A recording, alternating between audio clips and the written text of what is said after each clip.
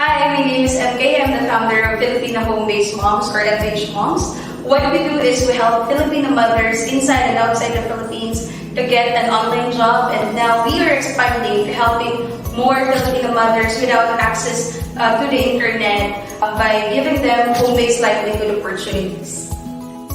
Before kasi kami na nag-home-based job, parang living paycheck to paycheck kami. Sahod niya, oy, hati na agad yan yung matitira. Pero nung nag-home-based na kami, doon nakapag-ipon na kami.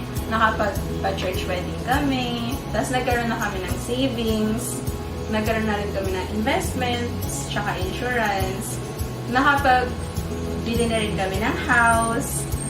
Dito kasi sa pag nagtrabaho kami sa bahay, mas maraming time na sa kids, sa kanya. Kaya, ayun.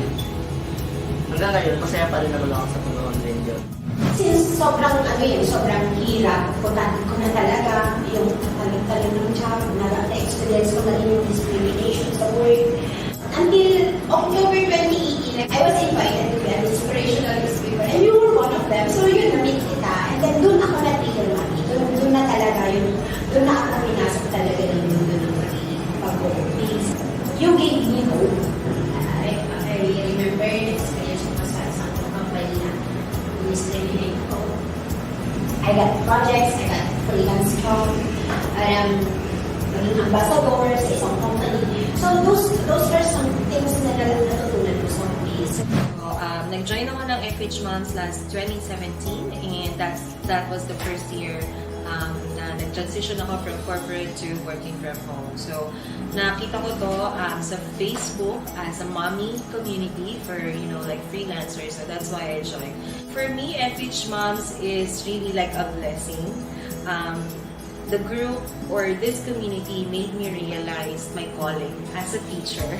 It's an honor to be part of this group, to impart what I know, and help other mothers out there as part of the goal of FH Moms. So, go for it. In my job, there are many tasks. There are so many things that needs to be done in front of the computer. There's a lot of forms, paperwork, and also a lot of research. At the same time, being an event planner, I'm always on the go. And as a new company, it's also challenging whether should I hire an employee, like a regular employee, or should I just get somebody that's on call. Now, this is where FH Moms came in, like God said. So when I hired one of the wonderful FH Mom members with the name of Katie, I was able to communicate to her what I envisioned my business to be, and she helped me to create a very positive branding of my business. So I would say having FH Moms as a support system for my business has been the best decision that I have ever made.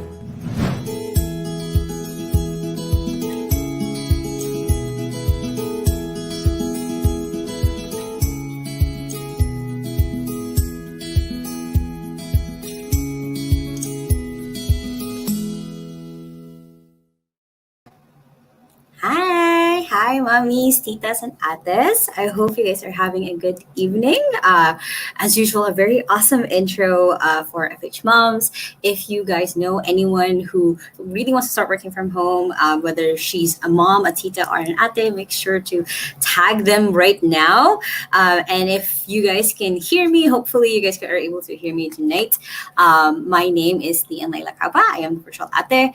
Tonight, our topic is basically how to have effective communication skills when you are working online. So a lot of what we're going to be talking about today is a little bit of a training on how to become a effective communicator, how to be someone who is looked up to, someone who can effectively say, or show what's on their mind, so they can just have a little bit better work relationship, especially when it comes to working from home, because you don't see your boss. You don't see a lot of their gestures. You don't see, or you sometimes don't even hear the intonation of their words because you're just reading an email or you're just reading a chat. So again, if you're here, if you can hear me, please let me know in the comments below.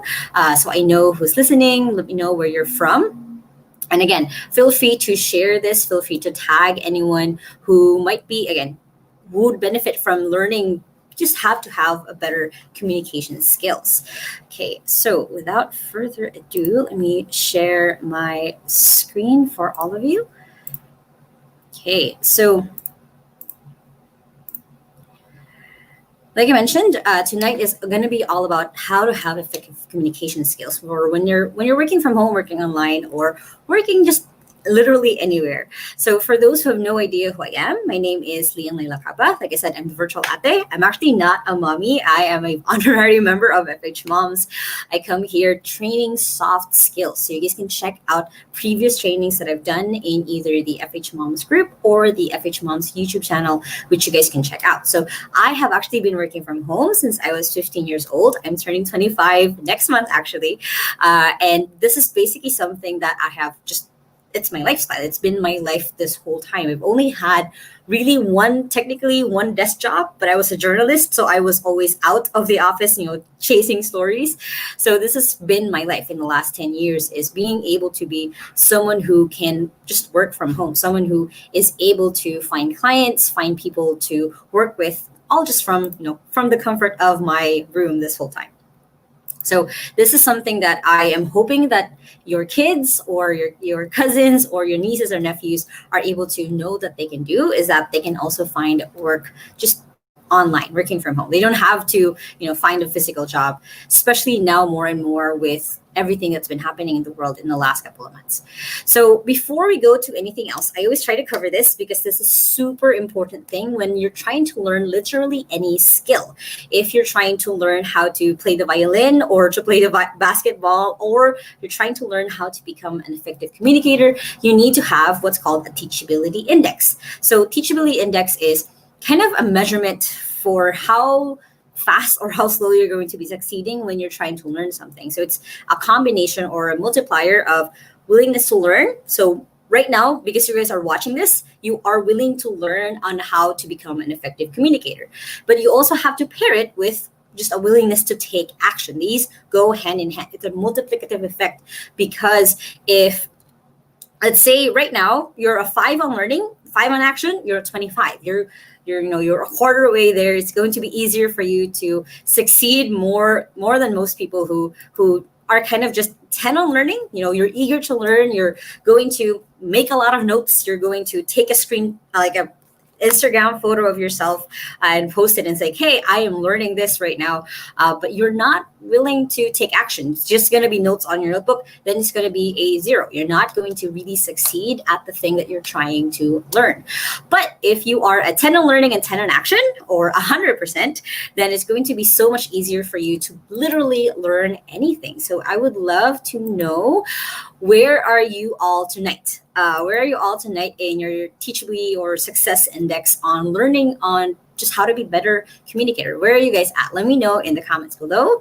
I would love to know how you're feeling, if you're doing good, if you're feeling good. And just let me know, are you 10 out of 10? Are you maybe just even just 20, 30? That's still better than, again, being a 0 on actual 0 on action. So please do let me know. I would like to say hi to everyone who's already in here. People are saying hi, Ate. Hi, hello to everyone. So we have some people from Marikina from Cebu. I'm from Cebu. Thank you so much for tuning in. So we have someone who's a 25. So again, that is good start. That's a good way to start. Even if you're just a 25 going up, that's still good enough. So thank you so much, everyone, for letting me know where you're at. Okay, so why do you actually need to learn how to communicate? What's the whole point of me training this? What's the whole point of me talking about this? So of course, I'm gonna rule out a couple of things. So first thing is for exchanging ideas. So when we started out, when me and Mommy MK kind of planned out that I was going to do a bit of soft skills training for FH Moms, we had to communicate really clearly all through Facebook Messenger what were the things that I was going to cover. What were the things that you guys needed to improve when it comes to you working with your bosses who are foreigners, who have never met you in person. So we had to exchange our ideas effectively. So that is one of the biggest benefits, is if you're someone who can't show, it's always show not tell. You can't really, if you don't know how to communicate well, that you can show your ideas without having the other person feel hurt or unheard, then it's a little bit harder. But if you're someone who can, okay, this is the thing that I want to do, what is yours, and then you guys can collaborate, just like how I'm collaborating with you guys tonight, because a lot of you are communicating with me right now with through the comments. That's how you guys are communicating. That's how you guys can exchange ideas with me later on. So thank you so much. So okay, so that's for, of course, first is for exchanging ideas. Next is to build confidence. Just like how, like right now, a lot of you are commenting on how good my English is. It basically just stemmed from me learning to how to communicate. One of the things that I do in my main job is actually I'm a CEO of an outsourcing company here in Cebu City. So I had to really learn how to become CEO. I had to learn how to become a founder of a company and how to be someone who was a leader. So I had to build that confidence. And the only way that I could do that was learning how to communicate, how to give my ideas, how to share my ideas so other people can follow them.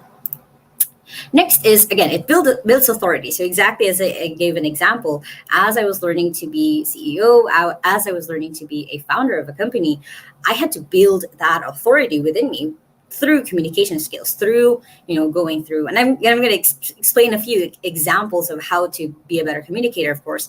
But I took Toastmasters, I watched a lot of TED Talks. My bosses are all American, so I also really was able to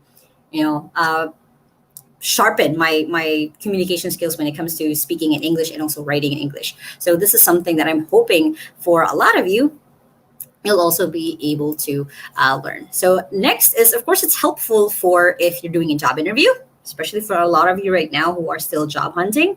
If you're able to communicate well, it's going to be so much easier for you to answer the question, tell me about yourself, or where do you see yourself in 5 years? It's going to be easier because you know how to paint them a picture. You know how to be able to have the right stance, even though it's just a webcam through Zoom, how to have the right communication with your body so you are able to still give that impact when you're doing job interviews. Next is, of course, when you're hitting goals. It's so much easier for you to hit certain goals, especially if you're working with other people, especially if it's a teamwork thing or a company goal, if you also know how to communicate, how to be able to give tasks or follow up on tasks, because you are someone who, again, is a good communicator, or just having people know what the end goal is. What is, okay, this is where we want to be in 10 years. Okay, we're going to go and get it. So if you're someone who, again, has this skill of being a good communicator, that's one of the biggest benefits, is not just even just company goals. It could be your personal goals. You could have an accountability partner who will help you. Both of you are going to try to lose weight. So being able to communicate that clearly is going to be super helpful.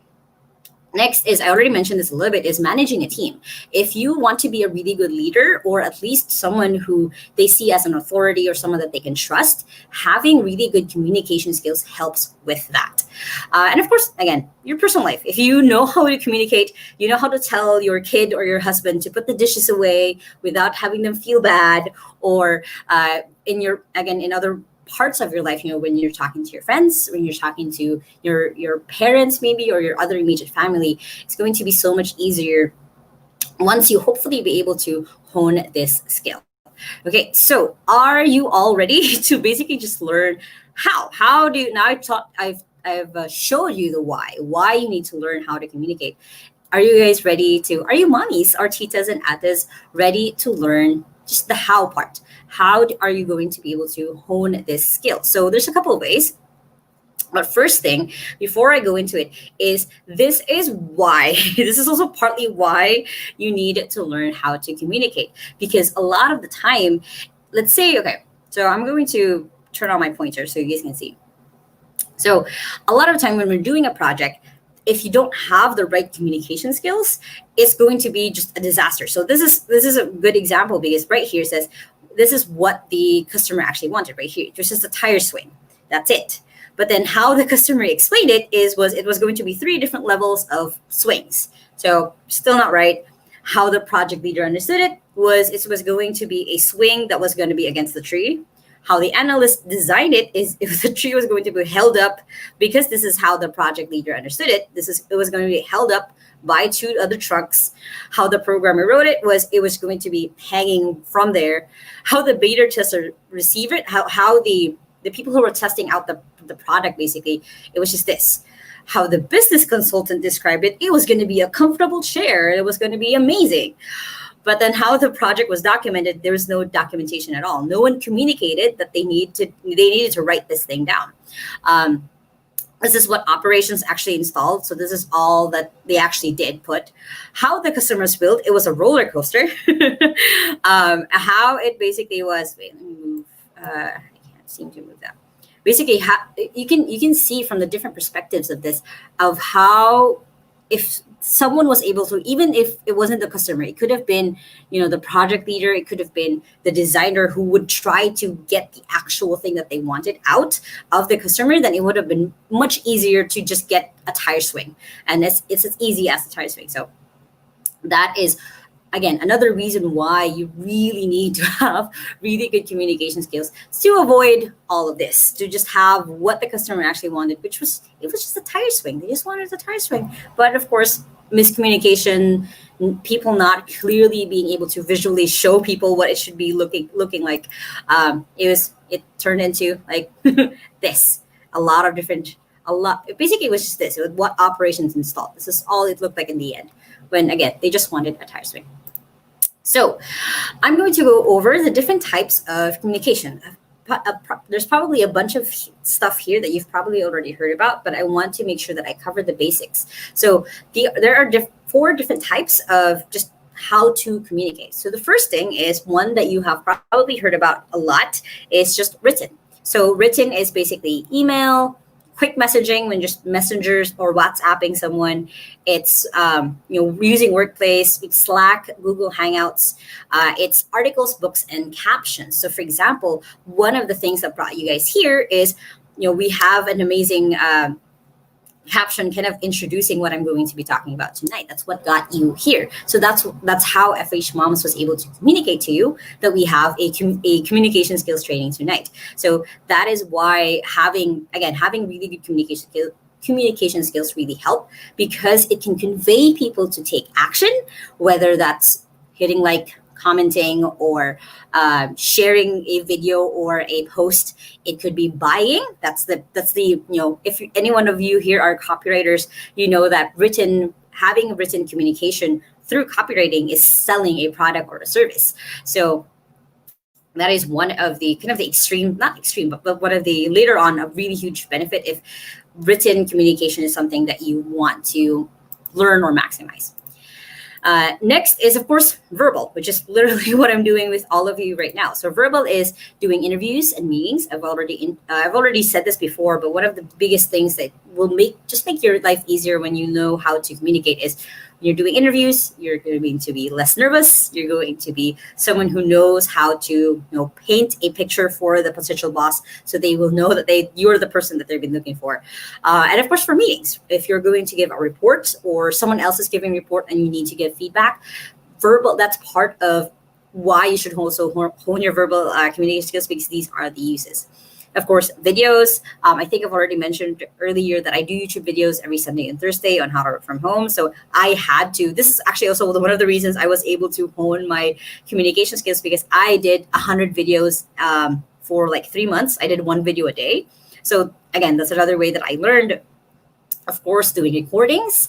If you are someone, there's different types of jobs where you can do just recording. So audio, book narrator, for example, or if you're someone who does just the voiceover for different maybe children's books or someone's course. So that's part of having really good verbal communication skills. Next is visual. So visual is logos, websites, branding, basically anything that you see that communicates something to you. So my favorite type of branding actually is thirsty, because it's literally thirsty and then it's a question mark. It's asking you, but it's their brand. So it's communicating already with you, even though you had no idea that you were supposed to be communicating. And I think they also have a salad bar that's hungry. So they really capitalized on that question of making people think that, yeah, I am thirsty right now. Yeah, I do need a watermelon juice. So that's part of being able to being a visual communicator is you are showing or you're communicating to people through what they see. So, for example, for all of you here, when you see FH Moms is visually communicating with you that this is us. This is the unified brand. Earlier, when you guys saw the different parts of the videos, that was them also visually communicating with you that, hey, you should watch and tune in to this live. And the last one is, again, something you've probably heard of. It's just basically nonverbal communication. It's your body language, it's your gesture. So you probably have noticed if you're watching me on full on your desktop right now, I've been moving my hands a lot, especially when trying to make a point. It's your body language. It's putting your back straight. That's part of it. And of course, the tone and pitch of voice. This is nonverbal because, of course, you're not saying, my voice is getting really high because I'm really nervous, or I'm really trying to get your attention. That's why my voice is low.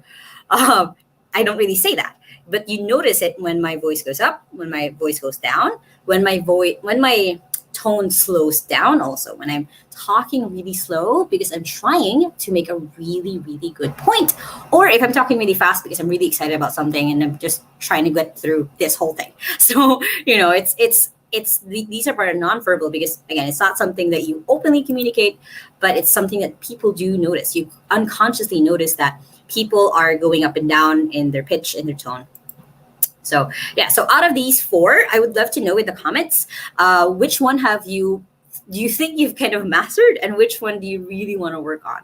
Please let me know in the comments below. I would love to know what are your thoughts on this. Again, which of these four, written, verbal, visual, or nonverbal, have you either kind of almost mastered or you really want to work on? Please let me know. So next is, it is more than just words. It's more than what you see, what you hear. How you say it is basically your tone and body language. So this is all part, again, of communication. I'm trying to paint you right now a picture of that it's not just the words that you hear, that you see. There's just such a thing as subliminal, something that you don't see right away. It's not super obvious, but because we're human, because we've been trained in different ways, we take stuff. So your tone and body language, again, if you are someone who is commanding respect, commanding authority, your body changes. But if you're shy and you're timid and you're kind of anxious, you crawl back into your body and you kind of start whispering. So that's part of how you say it. Next is, you have to have the why you're saying it. What is the intention of you communicating right now? Why are you even telling this person this and that? So, for example, my intention for tonight is to hopefully at the end of this have you all just trained to think a little bit better when it comes to how you communicate with people, to think outside of the box with how you communicate with whoever it is that you're trying to communicate with. So that is the why you say it. The when you say it is timing. So it could be giving bad news or good news. You have to kind of time your communication right. You have to keep in mind maybe what is the person feeling? Is the person open to receiving this? Or is this the right time to say this? Or, it's a lot of different factors, but that also comes in when it comes to communicating is you have to also time when are you going to say this piece of news, piece of feedback, or whatever it is. And then you also have to know what not to say. It's basically clarity and boundaries. Knowing that, you can't insult someone to their face unless you have that kind of relationship. Again, that's boundaries. It's knowing that you have to be clear about what you want, or else you'll never actually get it. If you say, I kind of want to go to the beach, but I'm not really sure. I kind of want to stay at home, but I'm not really sure. That's not being clear. You have to be sure of what you want so you can communicate this effectively, or else someone else will make the decision for you. So you really need to have that clarity. And again, setting boundaries. It's knowing that you can't communicate the same way to everyone. You can't communicate the same way to your boss versus your best friend. So you have to know those boundaries. And of course, it's also part of what do you actually want to say? What is the goal? What's the whole point of this conversation? What is the whole point of you talking to this person? So it's again, it's not just the words that you are saying that's coming out of your mouth, coming out of your paper, or coming out of your body language. It's these 5 things. It's how you say it, why you say it, when you say it, when not to say it, and then what you want to say, which is the goal. So what are the different goals for communication? So first thing is to inform or be informed. It's to move things forward, and it's for clarity, and to persuade or influence. So these are usually, when you're trying to communicate with someone, it's hitting usually one of these 4 goals. So let me know in the comments below, like give me an example of an interaction, whether that's gossiping maybe, or complaining about someone, or just complaining about your food maybe. So for example, let's say gossiping someone, talking about someone behind their back. It's to inform someone, right? Or if you're setting up a meeting about a project that you're doing, it's to move things forward. Or if there was a misunderstanding, you talk to a person so you have clarity. Or if you are someone who is teaching people how to have effective communication skills, like I'm doing right now, I'm trying to persuade or influence you to learn more about how to be better communicator. So those are usually the 4 goals of communication. Usually doesn't, it usually interlaps one way or the other. But usually when you're talking to someone, whether that's your spouse, that's your best friend, that's your boss, it usually hits one of these 4. Okay, so looking at your comments. So yeah, a lot of you are saying verbal, that you really want to learn how to be more just being able to do just verbal communication. I see a lot of written, visual, also verbal. Yeah, it's verbal communication. Like it's really funny because there's this research where the one thing that people aren't scared of isn't actually death. It's actually getting on stage. I forgot what that the whole test was, but basically, being a public speaker is actually really terrifying for a lot of people. So don't feel bad or left out because you don't know how to communicate with people. Whether or not you guys believe it, a year ago, I was not this good at communicating. I was really shy. I didn't even want to get in front of a camera, but I trained myself into it. So I'm hoping that I can inspire or influence you to do the same, to be able to be someone who has better communication skills. So what are the areas that you can work on so you can improve your communication skills? I'm going to go over them. So if at any point you have any questions at all, please let me know in the comments below. So I will be able to go over them a little bit later on. I'll just be kind of going through the slides. So I won't be going into checking your comments until at the end. So again, any questions, let me know inside of the comments. And hopefully you'll be here for the whole ride. So the first thing that you need to improve on when you want to have better communication skills is listening. So it's a little bit weird. So I'm talking. Why do I need to listen? Or I'm giving them someone. I'm having them write. I wrote up a report and I want them to read it. Or I created this awesome logo. Why do you need to listen to them anyways? So that's the first thing that's why it's actually the first thing that I put on here is listening. So listening is, of course, the act of hearing someone, but it's not just hearing, also it's understanding. So what are the don'ts when it comes to improving, or on the area of listening, on improving your communication skills when it comes to listening? So don'ts is don't wait to talk. So what I mean by this is a lot of the time when we're talking to someone, but again, whether friend, boss, coworker, you're sometimes waiting to talk. We're sometimes just listening to them talk, just so we can contribute something. It sometimes isn't even connected to what they just talked about. You just want to talk. So when it's listening, you have to be full on, like there for that person. You have to be there, like, okay, what do you need? What do you want to talk about? And not waiting to talk, not waiting for, again, their pause, them to be done. You're listening. You're actually trying to understand what they're trying to say to you. Because when you're just waiting to talk, you're not actually ingesting anything that they're saying. You're not actually putting into your head what they're trying to say. So when you're someone who wants to become a better communicator, you have to stop waiting to talk when someone else is talking. And of course, don't look at other devices. Don't look at your phone. Don't even look at the clock. Don't even look at if you're maybe someone is doing a presentation, but then they're doing a little bit of a monologue or a speech. Don't just keep looking at the TV where they're presenting. You want to look at them. You want to give them your attention. And don't give advice unless asked. I know it's so easy for us to feel that if you want to be empathetic, if you want to be a good friend, we always want to give them advice.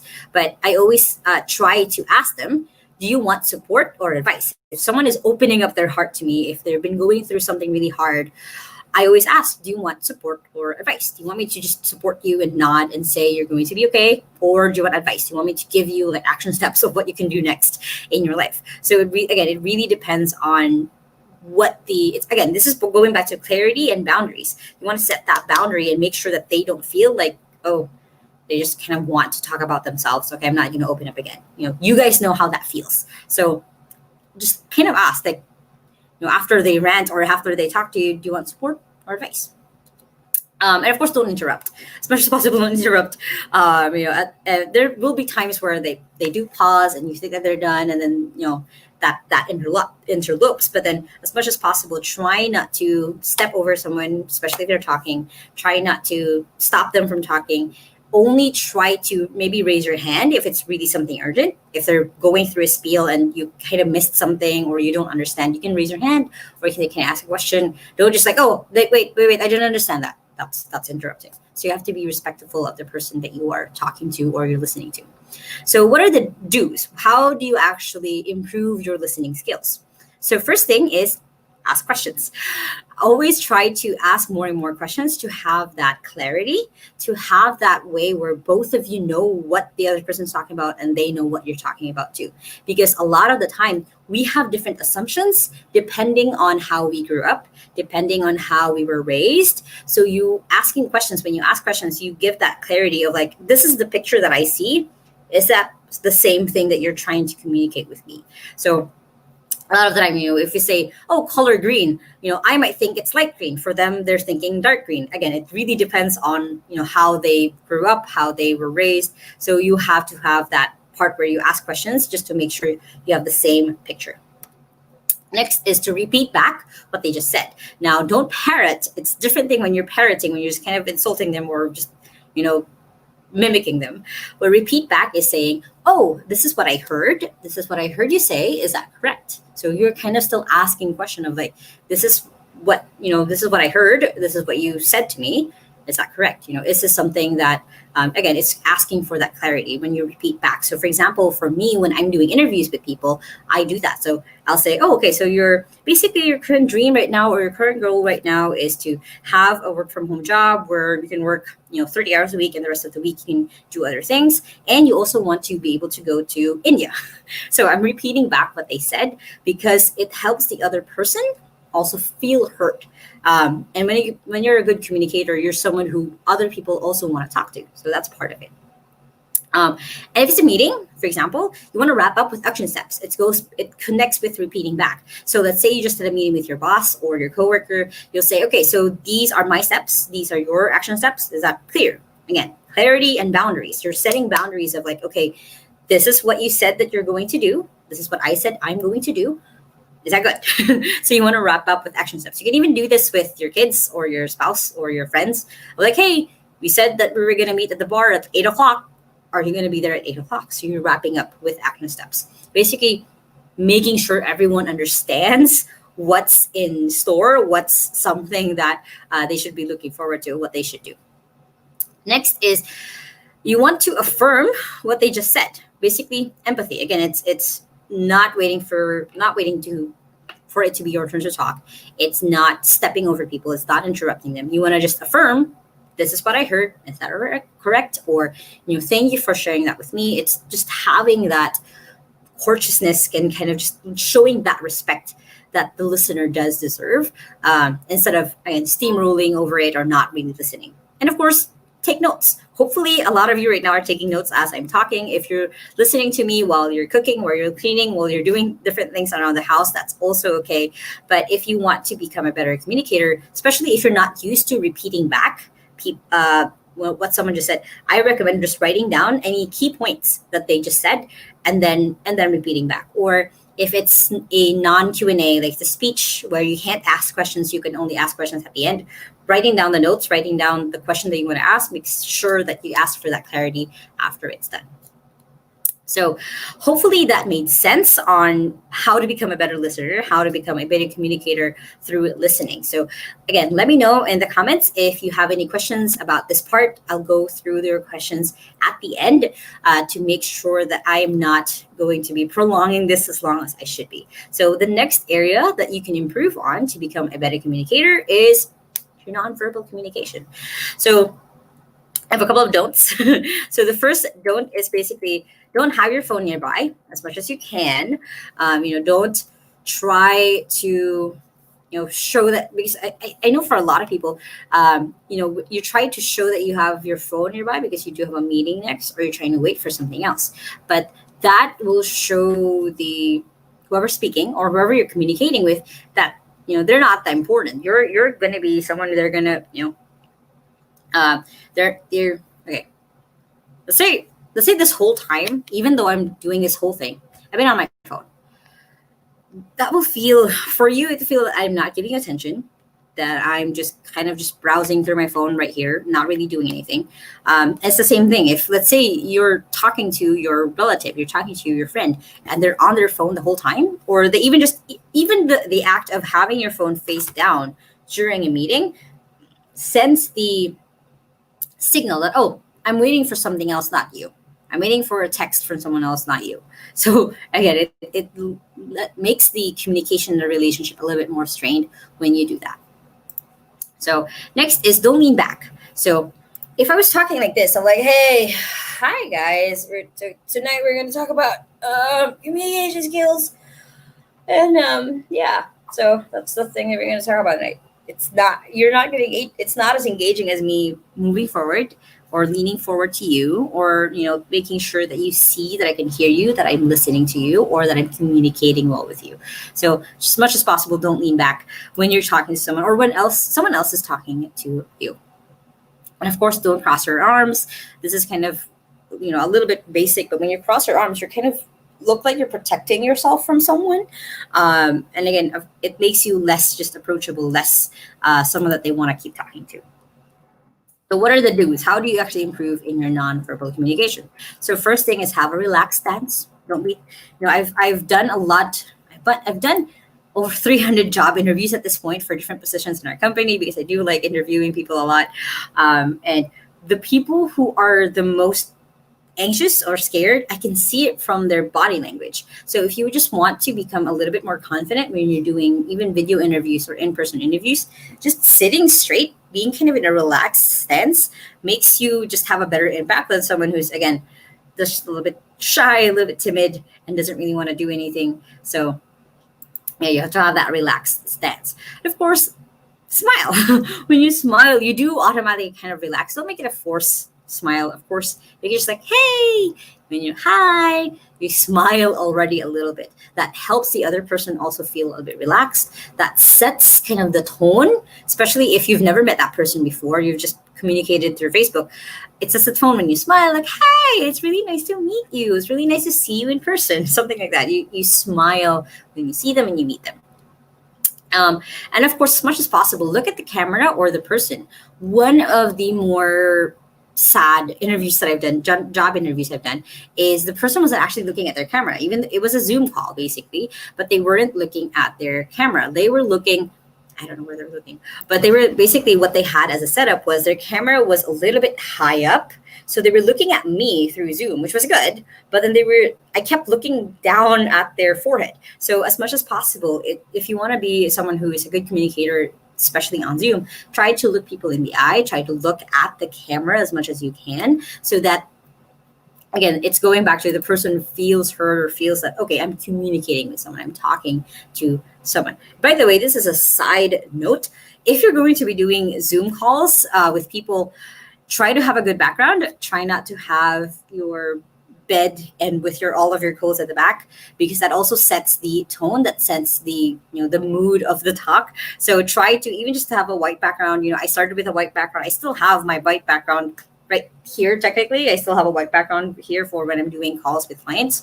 But it sets that tone, like, oh, this is this is a business call. This is a professional call. So as much as possible, just a side note, because I was talking about camera. And of course, try to learn how to read cues. This is a little bit harder, and it's something that as you talk to more people, as you are become a better communicator, you learn how to read cues. So cues is if someone is looking down, they're not interested usually, or if someone is crossing their arms also, that's why it's a don't. When it comes to nonverbal communication, that means that they're not comfortable, or they want to have this conversation to be an end. If it comes to written communication, of course, it's the, if the person usually writes with a smiley face and all of a sudden there's no smiley face, then something's wrong. It's learning how to read patterns, how to see patterns as they come, so then you can communicate better the next time, or you can ask for clarity if there was some sort, again, of miscommunication between you and that person. See. So again, let me know any questions or any comments. Let me know in the comments below, and I'll go through them in a little bit.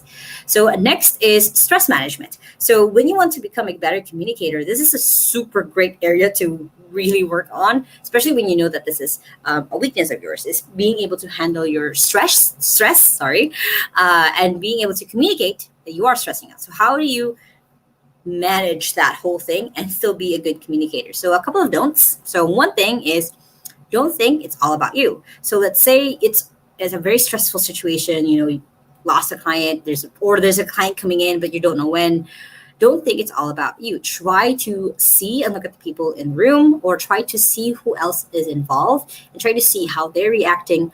Don't look inward when it's stress, because when you do that, you kind of try to spin like, oh, it's either it's all your fault or it's everyone else's fault but you. So try to take that step back when you're in a stressful environment.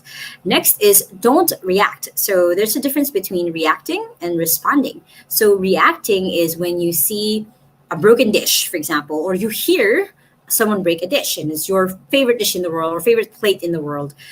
You react is you get mad. Responding is seeing what the situation's at, seeing if anyone was hurt, seeing if that, if you can just buy that plate again, or if something that was super sentimental, it's knowing that you can forgive later. So that's responding. So reacting is the first, like, hey, why did you break the plate? Blah, blah, blah. Even though it might have been an accident, it might have been something that they were trying to reach, or they might have been trying to do something nice for you by cleaning off of your favorite plate.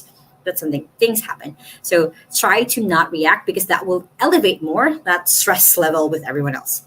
And of course, I try to really say this in the nicest way, but if the situation is already stressed, try not to engage in gossip. The reason why is a lot of the time, gossip is actually miscommunication. Gossip is actually something where someone said one thing, someone else translated it into another thing, and it now has become gossip.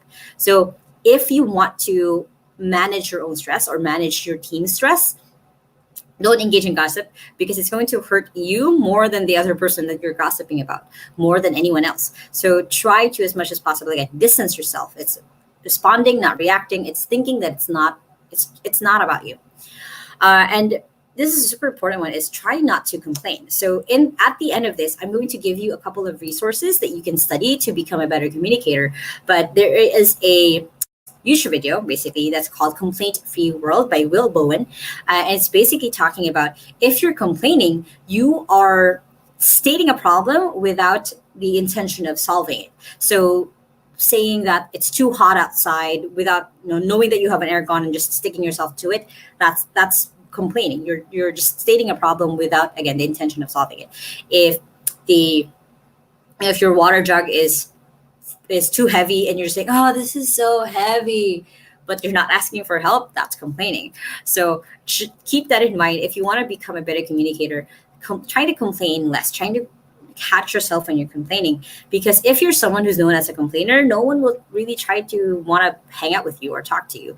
And of course, that's less and less for you, better for you, because you can't really communicate, right? Because you keep focusing on not solving the problem. You're just like, oh, there's a problem, guys, I have a problem, but you're not really asking for help or you're doing anything to help solve that problem. So what do you actually want to do when there's a stressful environment and you want to have better communication skills? So first is take a pause. So I already said this earlier, between reacting and responding. So to respond, you want to take a pause. You want to take that step back and seeing what the situation really is some bias that you might have from the past. Is this a miscommunication? So you want to take that pause, or else you're going to be the person who's just reacting. Next is try to ground yourself with senses. What I mean by that is, for one of the things a lot of people. Okay, so I've been diagnosed with chronic anxiety before, and what I do when I have anxiety attacks or panic attacks is I try to ground myself with senses. What that means is I try to touch. I'm touching my table or my foot is on the floor. I try to hear the sound of my aircon being turned on. I try to see. The reason why you do this is you remind yourself of what is actually real or what is actually here right now. And that's more important than anything. Most of the time, more important than anything else. Because when you're stressed out, it's kind of easy to forget that that's what's happening. That you are not, let's say you just lost a client. It's so easy to get wrapped up in that. But you have to remind yourself, okay, this is where I'm at. This is my bracelet that I'm gonna keep rubbing for the next few minutes just to ground myself. It's finding that pause. It's finding that I'm okay, I'm safe, and now I can figure out what to do next. And then it's kind of you want to again have that clear communication. So what I mean with wrapping up with the summary is, let's say it's a really stressful environment, and you guys have been doing meetings, you've been going back and forth. You want to wrap up like, okay, this is what I understand, this is what you understand. We have to find a way to match this, or is this right? Is this what I understood right? So it kind of goes back a little bit earlier of repeating back what they said, or making sure that the action steps are cleared out. Is when you're in a stressful environment, you want to make sure that your frames match, or what you see matches with the other person, or else again miscommunications happen. And of course, be willing to compromise. You don't have to be right 100% of the time. I am for me, like in the 50, 100 employees that I've hired in the last couple of years, more than that, maybe. I'm a boss who's willing to be wrong. I'm a boss who's willing to have the person make the mistake or have the person succeed. So I'm okay with either way, because either way, I win because they learned a really good lesson, or if they succeed, I also win. So again, it's not about being right. It's knowing that there's something better, that there's more to this, that this is not you're not in a bubble. There's something bigger than that. Okay. So next is, how do you give feedback? So to be a better communicator, you have to be a person who knows how to give someone feedback, or even also receiving feedback. So what the first note that I have when it comes to giving feedback. So for those who have no idea what give feedback is, let's say I ask you, hey, what do you think of this whole, and you guys can comment this below even, what do you guys think so far of this training? Is this helpful for you? Is this good for you? That's when you guys reply to that as a comment, that you're giving me feedback. That was me asking for feedback. Like, hey, what did you think of this, of me teaching, of me going through this training? Was this helpful? Was this not? How can I do better next time? That's asking feedback. So what are the actual don'ts when it comes to giving someone feedback? Because when you're an effective communicator, you have to be able to help, again, influence someone, persuade someone. So this is part of it. So first thing is, don't quote unquote attack the person. So a lot of the time when someone makes a mistake, we tie it to them of who they are as a person. And that is such a, you don't know how damaging that can be sometimes. So if, let's say, your friend was 5 minutes late. Calling them lazy as a person is attacking them. You say, oh, why were you 5 minutes late? Oh, you should have told me that you were going late, so it would be better. So I'm really hoping that next time you're going to be, better at letting me know if you're going to be late. If when you say, oh, you're so lazy, why are you late again? Oh my God, you're such a lazy person. That is attacking them as a person, because you're giving them a label already. You're assuming what the kind of person they are moving forward. You have that in your head. So when you're giving feedback, try to not attack the person. Of course, try not to assign blame. Try to look at things in a different perspective. A lot of things in this life are not in our control, if the last couple of months have not taught us that. So you have to, as much as possible, not assign any blame. Especially if you're the boss, as much as possible, you can't blame another person. You blame yourself. It could be your oversight. It could be something that you didn't see right away, or something you didn't do right away. So as much as possible, when you're giving feedback, don't assign blame. Next is, don't assume what you've been told. So this goes back to try to avoid gossiping. Try to get, focus on what you can fix, or try to get the facts straight. So what this means is, don't just assume just because the manager of that person said, like, oh, this person is messing up. Don't just take that as an assumption. Go into talking to them or giving them feedback by asking them for the right information rather than just going off what someone else has told you. And as much as possible, don't share with those who are involved. So let's say someone messed up, don't tell anyone else other than their manager that they messed up. As much as possible, try to keep that humanity, that respect that person is owed, by not sharing what was something that went wrong, what was something that went wrong. So, for example, a lot of time inside of our company, someone could have messed everything up, but we were able to fix it, and no one else would have known that something went wrong. Only the person that we talked to. So, as much as possible, you want to do that. And of course, try not to take it personally when you're giving feedback or receiving feedback, because as much as possible, as much as usual, it's not personal. It's something that just happened, something that they saw, something that they based on their assumptions and what they see of the world. You try not to take things personally. So what are the do's? How do you give effective feedback? So first is always focus on the good. There's a book, How to Win Friends and Influence People, which is, the title is basically Give a Dog a Name. A person will always live up to a label or a tag that you gave them. So for example, let's say going back to the example earlier, let's say you said that someone is lazy. They're going to live up to being lazy, even though they were never lazy before, because people always try to live up to the name that you gave them. Especially if it's something that everyone kind of knows, Ed is just lazy. Yeah, he's just always been lazy. Even though Ed is like super productive, you just don't see that side of him. He will always act lazy. He will always act like he's not that super productive person. So when you're giving feedback, you want to focus on the good, focus on what's good about that person, because you want to amplify that instead of really focusing on the negative or the part where they will feel, quote unquote, attacked. Next is you want to take ownership. So like I said, especially when you're a boss, like for me as someone who is a CEO, I have to take ownership whenever someone messes up. I have to take ownership, even though I had no involvement of it at all. I have to take ownership because that's part of being a good communicator. Is you're not blaming someone else. You're taking ownership. Like, oh, I messed up. I know I should have told you this. I know I should have showed you that. I messed up. So it's taking that ownership. If you're not used to giving feedback, try to practice it or write it out. Talk to a mirror, write it out on a piece of paper and see how it sounds, kind of play around with it. So you're able to see the effects of your work. Effects of your words, and before you even talk to that person. And I already said this a little bit, but try to separate the person from the result. Some people just have a bad day. Some people just don't know that it's actually a weakness for them.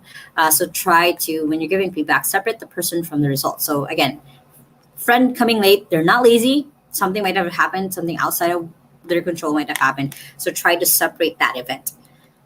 So you also want to give it in a timely manner. So for example, let's say your kid is learning A, B, C, D, E, F, G, but they always miss F. If you don't give them feedback right away, they're going to always miss F. So try to always give feedback in the most timely manner that you can. Also, you want to be empathetic. You want to see things from their perspective. You want to feel maybe what they're feeling. You want to try to understand as much as possible where they're coming from and why they made this mistake. Also, you also want to really end with what to improve on. Again, it's focusing on the good. Now that you told them, okay, I really hope that you are not going to be late again, because it does cause us problems. And I know that this is something that you can really work on, because I know you're such an amazing person. You're a smart person. I know you can figure this out. So that's ending it with what they can improve on. It's, again, focusing on the good, because the more that you really drill down on someone's negative, the more that they will live up to that. So what are different ways that you can improve when it comes to your communication tools? So a couple of those, because that's not really a bunch of don'ts for it. Choose a main channel for communication, especially if you're working with clients or you're working with coworkers. Don't be like you're talking to one person in Slack, you're talking to another one in Messenger, you're talking to a person in WhatsApp, because that's going to be a source of communication. Because you'll be really confused of where everything is at. It's better to just have it all in one place, especially again with working with clients or coworkers. You want to again set boundaries. You want to say, hey, I'm only going to be available until 5 p.m. or I'm going to be awake, at later on, so you can message me. So it's setting those boundaries when you're communicating with people. And you want to again set a main schedule for communicating. Say, I'm only going to be available. I only check my messages once a day. You can do that. It's a little bit harder if you're someone who's in demand with your boss, but you can set it in that way. So I will wrap this up basically with best practices. How can you be a better communicator in a few ways? So first is, I already said this, ask questions, ask for that clarity, ask for that boundary, ask for what are the next steps for both you and them. You want to be open. You want to be someone who is open to any suggestions that they may have, any other thoughts that they may have. You want to be open to that. Again, you want to summarize. You want to make sure that both parties kind of know what the next steps are or what the communication was all about, even if what was the whole point or purpose of it. You want to show up consistently. If you're someone who's not reliable with their communication skills, you can never really move up. If you're someone who's really good at English, but then you're not able to show that, then of course people won't know that that's the thing that you do. You have to keep in mind that people will only take what you give them. They will not know what's in your head this whole time, 100% of the time. So you have to show up for yourself and show up and show up consistently. Of course, you also want to be kind. Again, as much as possible. You guys know in the last couple of months, hasn't been easy. It's been a whirlwind of up and downs, of lockdowns, no lockdowns, especially here in Cebu City. So as much as possible, be kind and be empathetic to the person that you're talking to, because you don't know what goes beyond their life, what else is going on inside of their life. Next is you want to personalize. What I mean with personalize is sending them a message, making sure that you say their name. It's saying hi with their name. It's also in the book, How to Win Friends and Influence People. People love hearing their own name. You love hearing your own name. So unless it was a negative way. So personalizing, your emails, your text messages, how you communicate that person helps make you a better communicator. Next is double check the message. What I mean is check the spelling. Check if it's the right person that you're sending it to. I've had this mistake where I send an email to someone else that it wasn't meant for them. And you also want to check the tone. You want to check the tone of your written email or your written chat and see if it actually conveys clarity or makes someone, influence or persuade someone to take some sort of action. And of course, you want to practice and get feedback. Like I said, for me, I took Toastmasters for about 8 months. That's how I got better. I also did 1 video a day last year. So that's how I got better. And also I kept asking feedback, like, how can I be better? So one of the if you guys go back to April of this year, when I did my first FH Mom webinar, I talk really, really, really, really, really fast. And now I've gotten better. I've been better at my diction and making sure that you guys can understand what I say. So that's the power of practicing and getting feedback. So like I mentioned, I do have a couple of recommended study for all of you. All of these books are actually available in National Bookstore or Fully Booked. You guys can search it on their website. It's probably there. This is The Complete Free World. This is a YouTube video that you guys can go out and check out. And basically, all of these 4 resources will help you be a better communicator. Will help you kind of see things in a different way when it comes to communicating with people. So again, it's How to Win Friends and Influence People by Dale Carnegie, The 1 Minute Manager by Ken Blanchard, Dare to Lead by Brene Brown, and A Complete Free World by Will Bowen. So all these 4 will hopefully really help have you be a more effective communicator when it comes to working from home or working online. So let me know if you have any questions. That was it. Thank you so much for sticking with me in this hour that we've been given. Let me know if you have any questions at all when it comes to maybe doing interviews, when it comes to communicating with your coworkers or with your boss. Let me know any situations that you may have had when it comes to miscommunication or something weird just happened where you don't understand what happened. So yeah, let me know if any tips, by the way, any tips. I can see a couple of tips on here already. Any tips that you have on how to become a better communicator. And by the way, feel free to connect with me on Facebook, on Instagram, or on my YouTube channel if this is something you guys like. Feel free to connect with me there. I'm active on my Instagram a lot. So yeah, just kind of let me know if you guys are there, and I'll let me know if you came from this training even. And I'd love to follow back and help you guys out. So yeah. I start kind of going through. So I love this tip from Cher. Take a deep breath and think before you speak. Especially if you are speaking with an irate customer. Yes, Do not tell the person to calm down if they are really ranting. Basic, essential, in customer service. Yes, I love that. Thank you for sharing that, share, because a lot of the time you probably know how that feels when you are, angry, or when you're feeling a really strong emotion. People's like, shh, it's okay, calm down. That makes you angrier, right? So it's the same thing with communicating with other people. Same thing with communicating with your friends, with your spouse, with anyone that you just know. We have Theresa saying, when citing feedback, maintain tactfulness. Exactly. And try not to attack the person. Try to be clear about what it is that you're giving feedback on. Also, another one from Theresa, for better communication, follow up and follow through. I love that. That's something that we really forget sometimes, is following up with people when they say, oh yeah, I'm going to do this. You have to make sure that you set a date on your calendar, or make sure that's on your notifications, that you have to remind this person, hey, you said you were going to do that.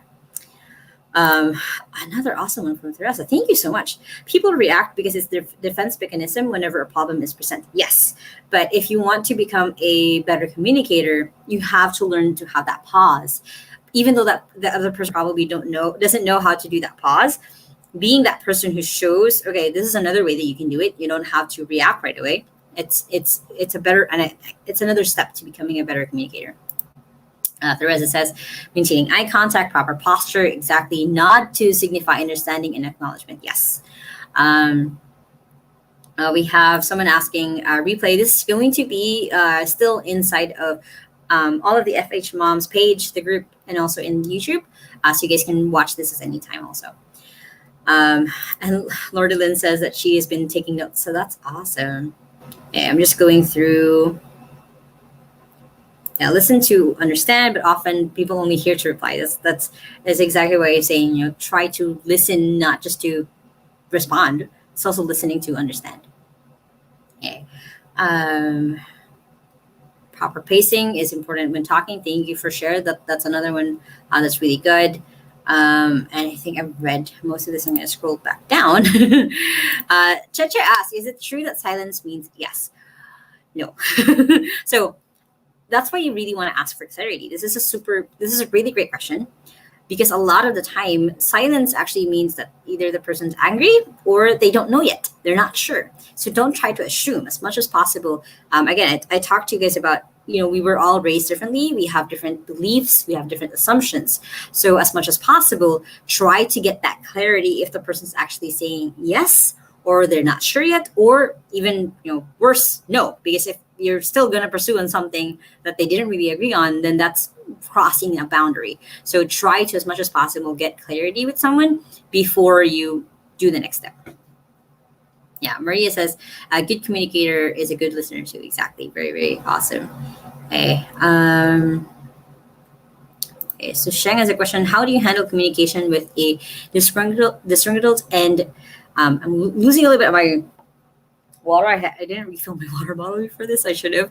A disgruntled and ill-tempered subordinate that shouts then walks out. Okay, so there's a couple of different things that I would do, that I have done different times. One is talk to them. So there's the different levels. So one is talk to them. Two, if they still keep doing it, if they still someone who, openly crosses boundaries, openly doesn't want to communicate, have someone else higher level, like your HR or your boss, talk to them. That's always the next level for me, at least, is have someone with the different perspective, because a lot of the time it might be to you that they're just reacting that way. So you want to have that separation of have someone else talking to them. And then the third one is maybe it's time to talk about them moving on to a different job. Maybe they're just not happy. That's why they're reacting that way. So again, there's different levels. For me, there's 3 levels. There could be a 4th level if they really want to try. If they know, okay, I'll really try to be better. I'll try to be good. Then they might be worth giving that chance. But if it's still going on and on, then that's always the next level. That's why people offer for people to leave, because they might just not be happy in that job, because that does not sound like something a happy person would do. Okay. Couple of really good comments. Thank you guys so much for communicating and commenting below. Cher says, in receiving an email to customer or client, reply back according to the format that you have received them. Sample if the question and email in bullet form or in numbers, answer back in the same format. Yes, this is a really good insight. Thank you so much, Cher, for sharing. Basically, for this, it's making sure that, again, you have the same frames, you have the same perspective. That way, there's not really a lot of distraction. That way, there's not really any other blatant miscommunication. So if the client responds one way, you want to try to at least match their frame of how they communicate. So it's also easier for them to understand what you're doing and what you're trying to say. Okay. Let me know any other questions, any other curiosities about how to become a better communicator. Let me know in the comments. Other than that, I had a really fun time communicating with you guys tonight. I am here at least every second Wednesday of the month. I'm always covering about soft skills you guys need from working from home. Last month, I covered the 10 basic soft skills that you kind of want to improve on and work on. Next month, I believe I'm talking about video, how to be more confident on video. I'm not sure. I have to double check that. But I think that's going to be the topic for next time. So let me know if that's something you're interested in, is how to become a more confident verbal communicator, basically.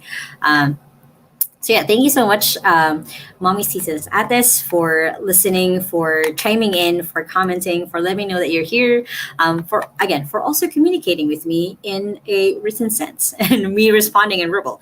That is a good thing that I'm going to a little bit cover. Sometimes people will communicate in different ways and will expect different ways of you communicating. So as a funny example, my boss likes to communicate a lot of times through voice memos. So he'll send me a voice memo through WhatsApp or not Facebook per se, so mostly WhatsApp.